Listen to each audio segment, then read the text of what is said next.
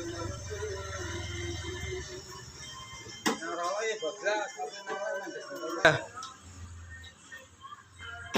tahu kan udah. Pesan kopi Kotak satu. kotak ini Kopi apa? Kopi hangat, es hangat. Anda ngomong. Halo.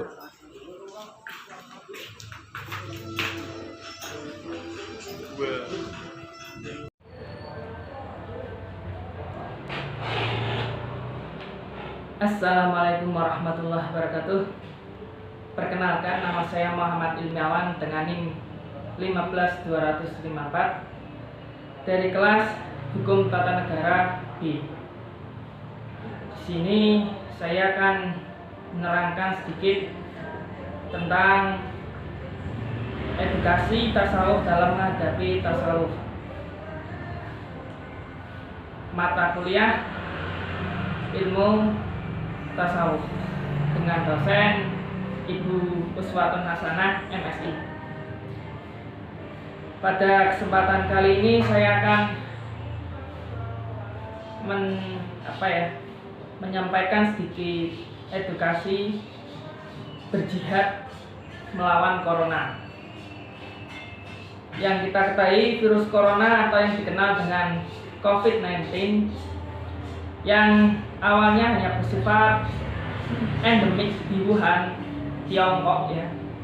Ini udah mewabah menjadi pandemik yang mengancam bangsa manusia di planet bumi ini. Tentu ini bukan masalah sederhana, walaupun banyak orang bingung menyederhanakannya. Kekuatan COVID-19 bisa jadi bukan dari daya bunuhnya, tetapi dari daya tularnya yang sangat cepat dan sulit dikontrol. Penanganan dan antisipasi tentu harus mengikuti prosedur penanganan dan antisipasi sesuai dengan kaidah hukum alam sunnatullah. Jangan bertanya kepada agamawan ataupun ahli di luar bidang kedokteran dan farmasi. Ada istilah ahlul zikr, diartikan sebagai orang yang hidupnya senantiasa berkomitmen dalam bidang keilmuan tertentu. Nah, mereka kemudian disebut pakar.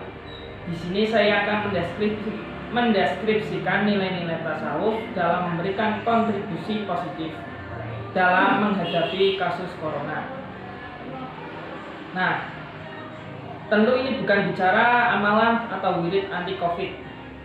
Orang yang menawarkan metode keagamaan sebagai langkah alternatif dalam menghadapi terjangan badai COVID-19, sungguh ia merupakan orang yang lemah akal dan pikirannya rusak oleh imajinasi keagamaannya sendiri. Nabi saja ketika menghadapi wabah memberikan anjuran medis dan bukan memberikan amalan, bukan meruqyah. Nabi memerintahkan umat untuk tidak memasuki daerah wabah dan yang berada di daerah wabah pandemi supaya tidak keluar. Nah, ada istilah itu uzlah dan halwat. Dalam tradisi sufi dikenal istilah uzlah itu mengasingkan diri dan halwat itu menyendiri. Uzlah dan halwat itu dapat dimaknai menjauhkan diri di tempat-tempat keramaian. Halwat yang dilakukan dalam waktu yang panjang maka disebut uzlah. Halwat maupun uzlah dilakukan dengan cara mengasingkan diri dari hiruk-pikuk dinamika kehidupan duniawi.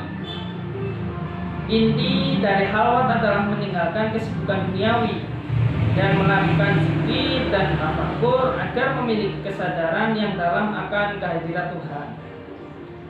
Nah, kalau secara fisik kondisi halwat adalah sepi, akan tetapi secara batin akan ramai. Halwat itu sebagai berdansa, seperti berdansa dalam batin, merayakan kejayaan cinta ilahi.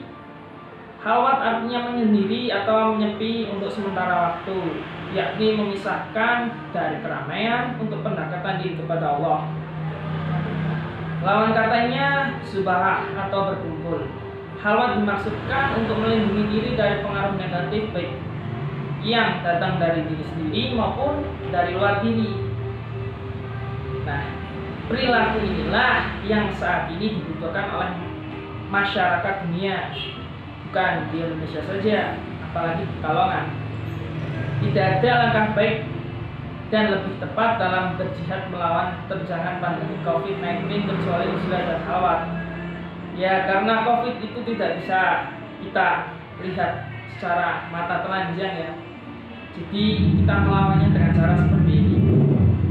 Dalam konteks ini bisa ditegaskan bahwa uzlah dan halwat adalah cara paling efektif dalam memutus mata rantai penularan COVID-19. Nah, hal ini sudah sering ditegaskan oleh para pakar medis di dunia. Uzlah dan halwat dalam konteks ini dimaknai isolasi atau social distance maupun jika diperlukan lockdown. Nah, ketiganya adalah bentuk halwat dan uzlah dalam konteks tafsir pandemi COVID-19. Siapapun yang tidak mengindahkan halwat dan uzlah walaupun atas nama kegiatan agama dan keagamaan, maka mereka adalah orang dungu. Mengapa disebut dungu? Ya, karena melawan ilmu pengetahuan. Tentu sebagai umat beragama harus terus berdoa dan bermunajat kepada Allah Subhanahu wa taala agar dijauhkan dari COVID-19. Tapi doa tidak dapat menggantikan keharusan untuk mengikuti petunjuk medis.